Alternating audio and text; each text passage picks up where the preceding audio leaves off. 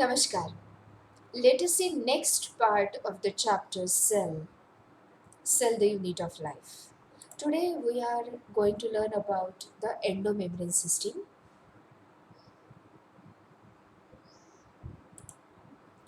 Cell organelles are nothing but compartments in the cell that carry out specific functions.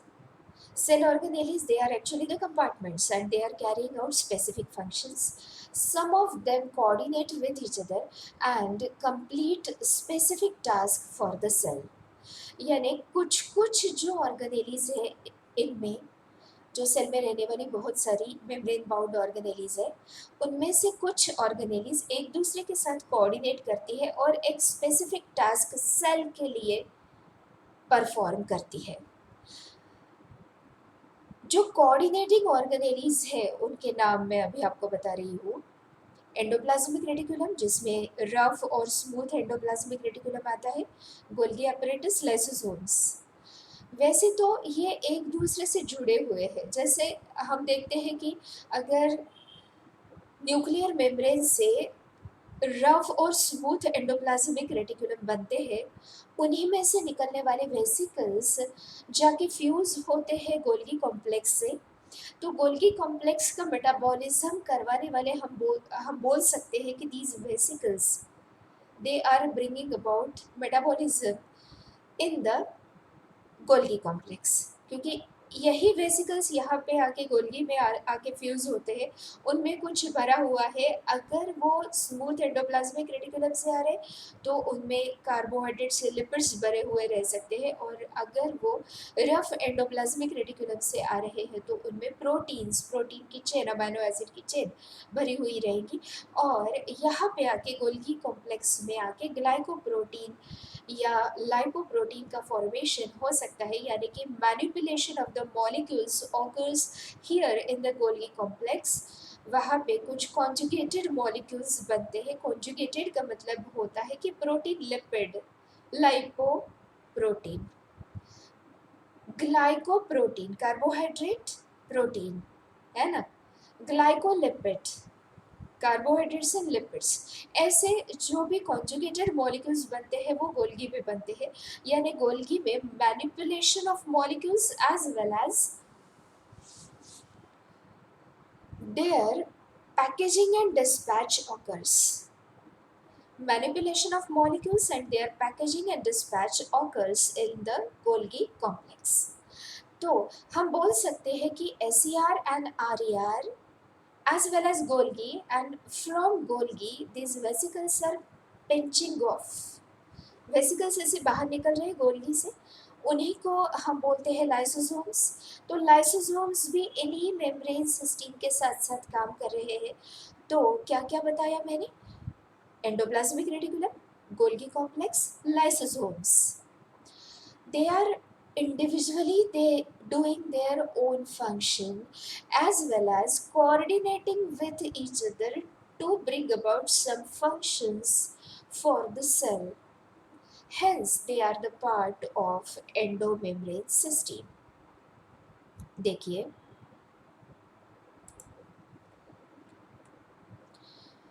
while each of the membranous organelles is distinct in terms of its structure and function, many of these are considered together as an endomembrane system because their functions are coordinated.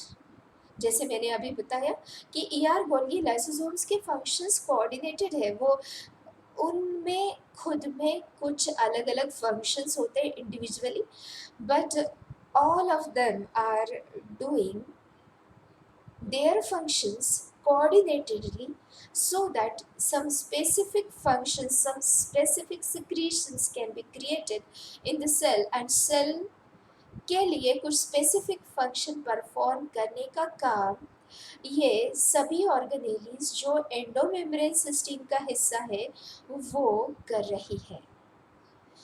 The endomembrane system include endoplasmic reticulum, ER, Golgi complex, lysosomes and vacuoles. इनमें vacuoles भी आते हैं endomembrane system का हिस्सा।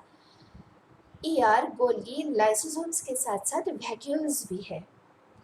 Vacuole cell में रहने वाले बड़े से ऐसे ऑर्गेनेली है, वो भी मेम्ब्रेन बाउंड है, जिनमें कुछ सेल सिक्रीशन या कुछ स्टोरेज मटेरियल भरा हुआ रहेगा। सेल के लिए स्टोरेज का काम वो करते हैं। They are vacuoles. तो वैक्यूल भी एंडोमेम्ब्रेन सिस्टम का हिस्सा है। Since the functions of mitochondria, chloroplast, and peroxisomes are not coordinated with the above components, these are not considered as the part of endomembrane system. यानी कौन से organelles endomembrane system का हिस्सा नहीं है? माइटोकॉन्ड्रिया, क्लोरोप्लास्ट, पेरोक्सिसोम्स, क्योंकि इनके जो कोऑर्डिनेटेड फंक्शन है उनका हिस्सा ये नहीं है। माइटोकॉन्ड्रिया, क्लोरोप्लास्ट और पेरोक्सिसोम्स ये कुछ अलग काम कर रहे हैं, वो एंडोमेम्ब्रेन सिस्टम का हिस्सा नहीं है। नाउ लेट अस सी एंडोप्लाज्मिक रेटिकुलम। ये तो सबसे इम्पॉर्टेंट पार्ट है सेल का। ज़्यादातर सेल जो है वो एंडोप्लाज्मिक रेटिकुलम से भरी हुई रहती है।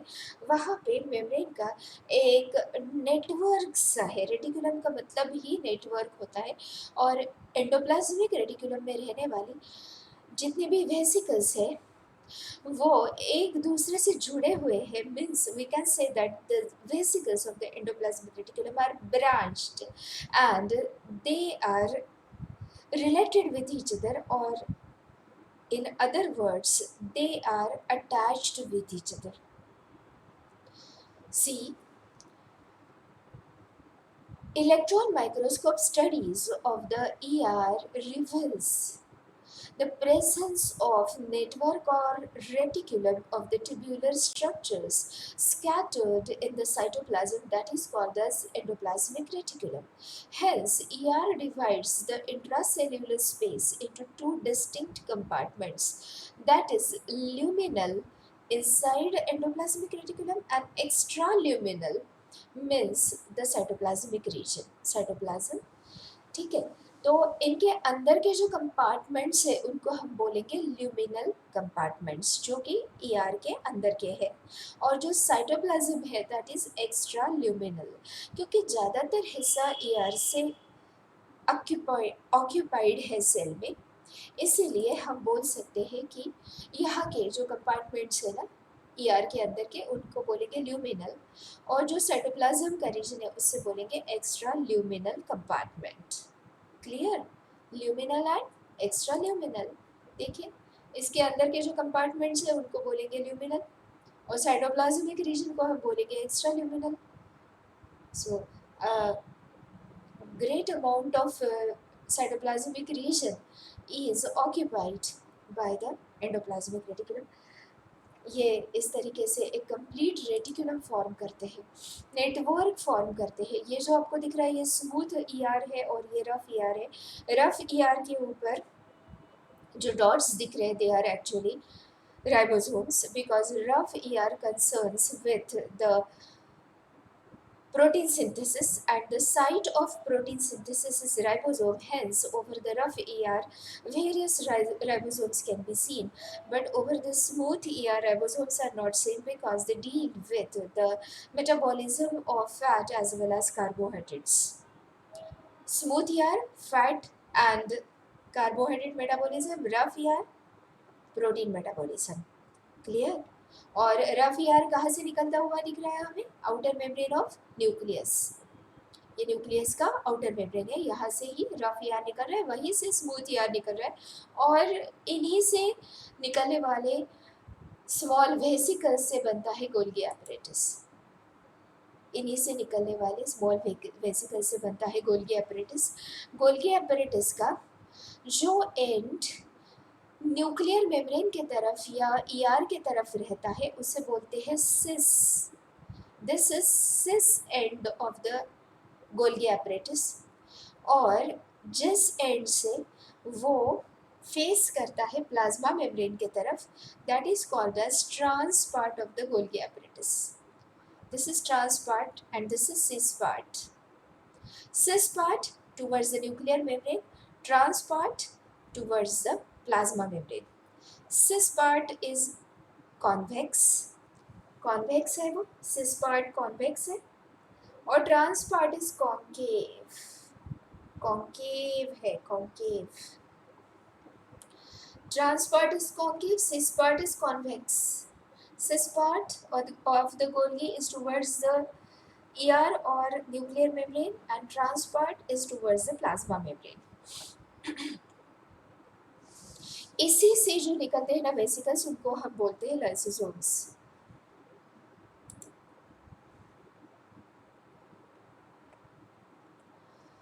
Little network within the cytosol is present in all eukaryotic cells except ova and mature red blood corpuscles. देखिए, आरबीसी में क्या क्या नहीं है वो आप अलग से यहाँ पे लिख लीजिए. RBCs dash, no nucleus, mitochondria and ER. फिर से एक बार, आरबीसीज में न्यूक्लियस, माइटोकॉन्ड्रिया और एंडोप्लाज्मिक रेटिकुलम नहीं रहता है, फिर भी आरबीसीज लिविंग सेल्स है. आरबीसीज में न्यूक्लियस, माइटोकॉन्ड्रिया और एंडोप्लाज्मिक रेटिकुलम नहीं रहता है, फिर भी आरबीसीज लिविंग सेल्स है. Under the electron microscope, it appears like a network of membranous tubules and sacs called cisternae. इसमें जो ऐसी sacs दिखा है मैंने, tubules दिखा है, they are called as cisternae. They are interconnected with each other. It forms more than 50% of the total membrane of the eukaryotic cell. जितना भी membrane है ना eukaryotic cell में, उसमें से 50% सिर्फ ER में होता है, और बाकी के ऑर्गेनेलीज को बाउंड करता है और सेल की बाउंड्री फॉर्म करता है, जिसे हम प्लाज्मा मेम्ब्रेन बोलते हैं. यानी 50% of the total membrane which is present in the eukaryotic cell is actually the endoplasmic reticulum. This divides the cytoplasm into two parts. Within ER lumen है और नॉन लैमिनल. मेरे ख्याल से ल्यूमिनल चाहिए, because in NCERT book it is given as luminal. शायद यहाँ पे spelling mistake है. Luminal cytoplasm and extra luminal cytoplasm हम बोलते हैं. यहाँ पे लैमिनल और नॉन लैमिनल दिया है, ल्यूमिनल चाहिए वहाँ पे.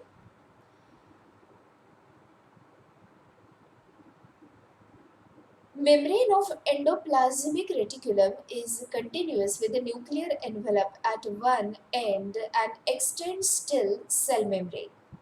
यानी एंडो न्यूक्लियर मेम्ब्रेन से लेके सेल मेम्ब्रेन तक कभी कभी पूरा जो साइटोप्लाज्म का स्पेस है वो एंडोप्लाज्मिक रेटिकुलम से ही भरा हुआ रहता है. यहाँ पे तो गोल्गी दिखा है बीच में, लेकिन कभी कभी ऐसा होता है कि न्यूक्लियर मेम्ब्रेन से लेके प्लाज्मा मेम्ब्रेन तक पूरा हिस्सा कहीं कहीं पे ईआर से भरा हुआ है.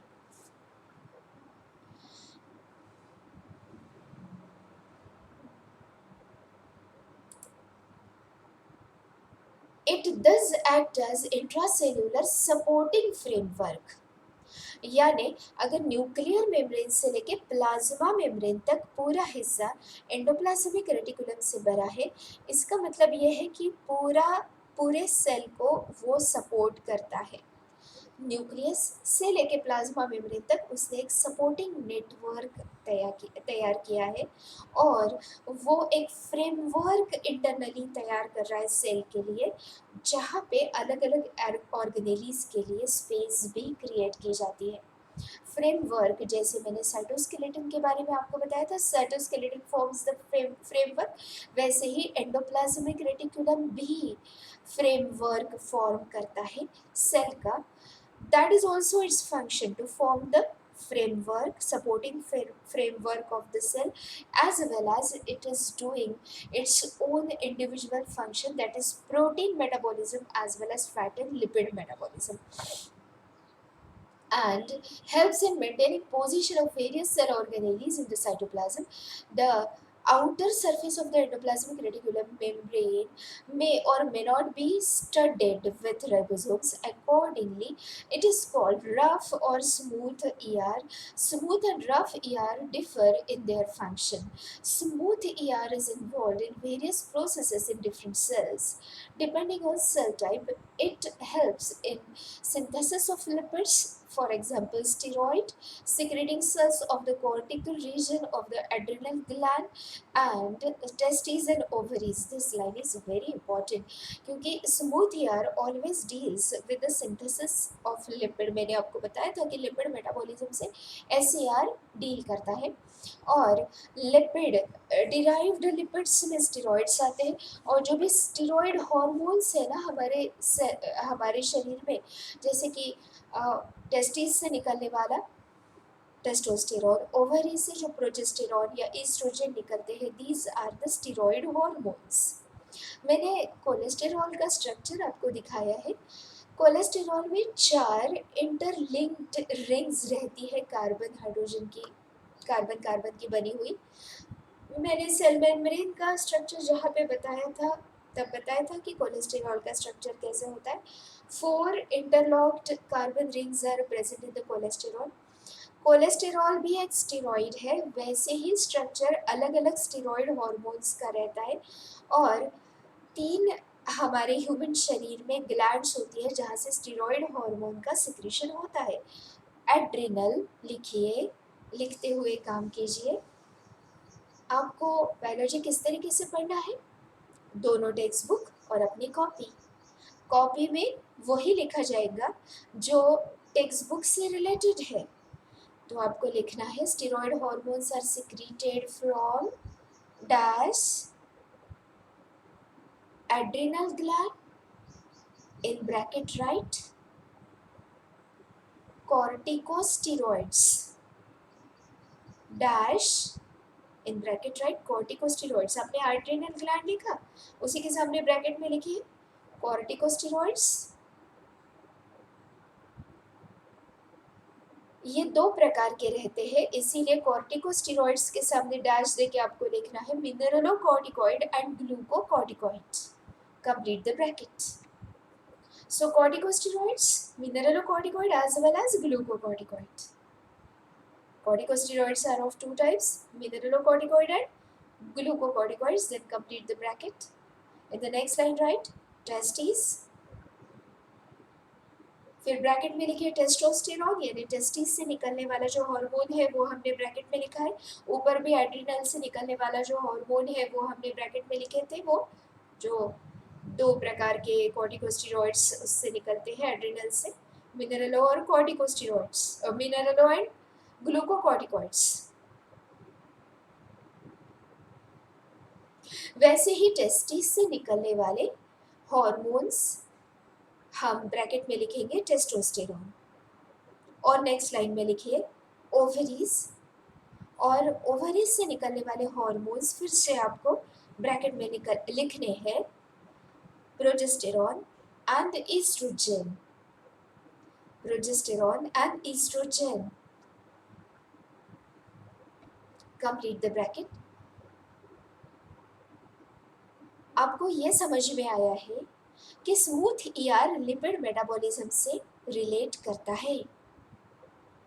स्टेरॉइड हार्मोन्स का सिक्रीशन जहाँ जहाँ से जिस ग्लैंड से हो रहा है उन ग्लैंड्स में स्मूथ ईआर ज़्यादा होगा, वहाँ से ये स्टेरॉइड हार्मोन का सिक्रीशन होता है. एड्रिनल से कॉर्टिकोस्टेरॉइड्स निकलते हैं, टेस्टिस से टेस्टोस्टेरॉन, ओवरीज से प्रोजेस्टेरॉन एस्ट्रोजन निकलता है.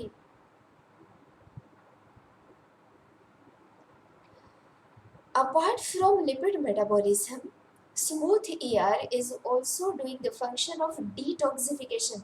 That is a very important function. SER, those are present in liver cells. They do the function of detoxification of drugs and poisons. Another function of SER, detoxification of drugs and poisons. SER present in the liver cells, they does the function of they do the function of detoxification of drugs and poisons. ACR present in the liver cell do the function of detoxification of drugs and poisons. Okay, तो detoxification as well as lipid metabolism, ऐसे दो functions अभी तक हमने lipid sorry SER के देखे हैं। SER के दो फंक्शन कौन से देखे अभी? लिपिड का सिंथेसिस, स्टेरॉयड हार्मोन्स का सिंथेसिस और detoxification of drugs and poisons in the liver cell. अब तीसरा फंक्शन देखिए, storage of calcium ions in the muscle cells, that is also the function of smooth ER. Every line is important. आपको समझ में आएगा कि जैसे जैसे हम आगे जाते हैं ना, इन्हीं चीज़ों की आपको बार बार ज़रूरत पड़ने वाली है जो हमने सेल में सीखी है।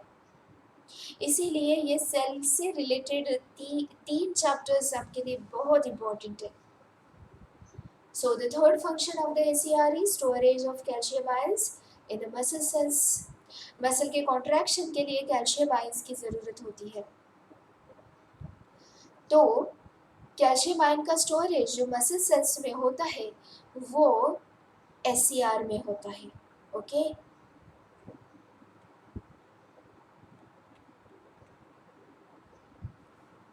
rough ER is primarily involved in protein synthesis. Pancreatic cells that secrete the insulin because insulin is a polypeptide hormone. वहाँ पे पॉलीपेप्टाइड चेन्स रहती है, 4 पॉलीपेप्टाइड चेन रहती है। गलत हुआ, 2 पॉलीपेप्टाइड चेन रहती है इंसुलिन में। ठीक है, फिर से एक बार बताती हूँ। Insulin is the polypeptide hormone. देखिए, अमाइनो एसिड के चेन से जो बनता है उसे बोलेंगे पॉलीपेप्टाइड, और पॉलीपेप्टाइड के ही कॉम्प्लिकेटेड अरेंजमेंट से और भी कॉम्प्लेक्स स्ट्रक्चर जो बनता है that is called as protein. तो हम बोल सकते हैं पॉलीपेप्टाइड का ही मतलब प्रोटीन होता है एक्चुअली। जो भी इंसुलिन है उसमें 2 पॉलीपेप्टाइड चेन है। तो पैंक्रियाटिक सेल्स में ऑब्वियसली रफ ईआर बहुत ज़्यादा अमाउंट में रहने वाला है, क्योंकि वो कंटिन्यूअसली इंसुलिन का सिक्रेशन करता है। These proteins are secreted by ribosomes attached to the rough ER and are called as secretory proteins. These proteins get wrapped in the membrane that bursts off from the transitional region of the ER. Such membrane-bound proteins depart from the ER as transport vesicles. Rough ER is also involved in formation of membrane for the cell. पहले ये वाक्य में क्या दिया है मैं आपको बताती हूँ। देखिए, रफ ER में बहुत सारे प्रोटीन्स का फॉर्मेशन होगा। This proteins are wrapped in the vesicles, the vesicles will depart from the RER and that will join to the Golgi. समझ में आ गया? यहाँ से निकलेंगे वेसिकल्स जिनमें प्रोटीन भरा हुआ है, और ये रफ ER क्यों है? क्योंकि उसके ऊपर इतने सारे राइबोसोम्स है। पॉलीराइबोसोम भी है। पॉलीराइबोसोम का मतलब क्या होता है? एक ही एमआरएनए को जुड़े हुए बहुत सारे राइबोसोम्स, उनको बोला जाता है पॉलीराइबोसोम। एक ही एमआरएनए को जब बहुत सारे राइबोसोम्स जुड़ गए तो उससे बोला जाएगा पॉलीराइबोसोम। यहाँ पे राइबोसोम और पॉलीराइबोसोम दोनों दिखाए गए हैं। वो कंटिन्यूअसली प्रोटीन का सिंथेसिस करते हैं। That protein chain will be given to the,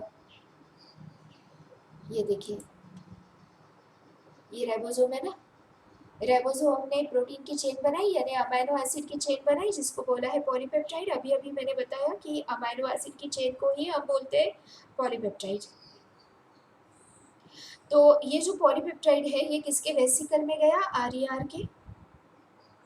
अगर ये पॉलीपेप्टाइड की चेन वैसे ही साइटोप्लाज्म में चली जाती है ना, तो उसका कटिंग हो सकता है, वो डिग्रेड हो सकती है, क्योंकि साइटोप्लाज्म में बहुत सारे प्रोटियोलाइटिक एंजाइम्स होते हैं।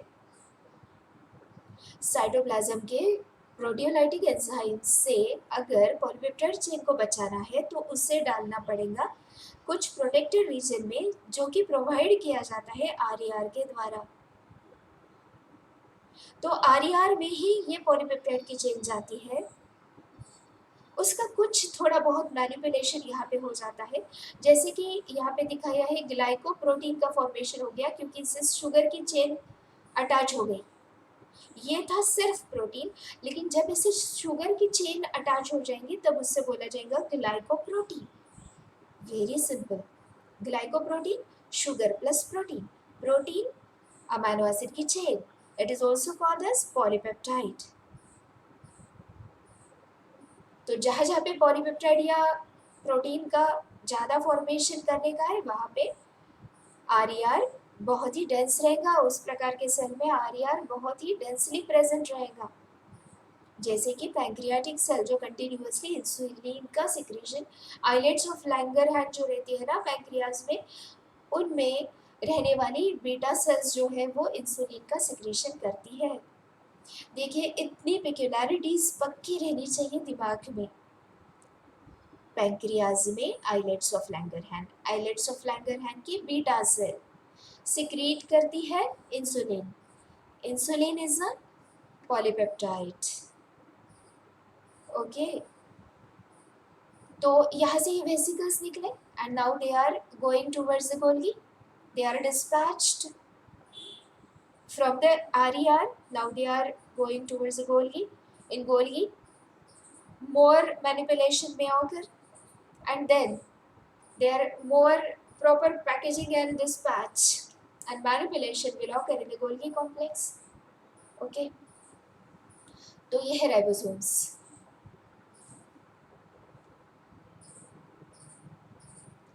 Now see then another function of RER. Proteins get wrapped in the membrane that bursts off from the transitional region of the transitional यानी changing region, बाहर वाला जो रीजन है वो RER का. Such membrane-bound proteins depart from the ER as transport vesicle. Rough ER is also involved in the formation of membrane for the cell. क्योंकि वो protein बनाता है ना, और मेम्ब्रेन प्रोटीन मैंने कितने सारे दिखाए। मेम्ब्रेन तब तक फॉर्म नहीं होगा जब तक उसको प्रोटीन नहीं दिए जाते हैं, और प्रोटीन के फॉर्मेशन का जिम्मा दिया गया है RER को। इसीलिए बोला जाता है कि RER ये मेम्ब्रेन फॉर्मेशन में भी मदद करता है। The ER membrane grows in place by addition of membrane proteins and phospholipids to its own membrane. खुद का ही मेम्ब्रेन बढ़ाते जा सकता है ये, क्योंकि उसी में SER में लिपिड और RER में प्रोटीन बनता है, फॉस्फोलिपिड बनता है SER में, और RER में प्रोटीन्स बनते हैं, तो वो मेम्ब्रेन बनाने में मदद करते हैं। वो मेम्ब्रेन बढ़ते बढ़ते बढ़ते बढ़ते जाएगा। प्लाज्मा मेम्ब्रेन के भी बनाने में ये मदद करते हैं। Plasma membrane consists of lecithin as well as proteins.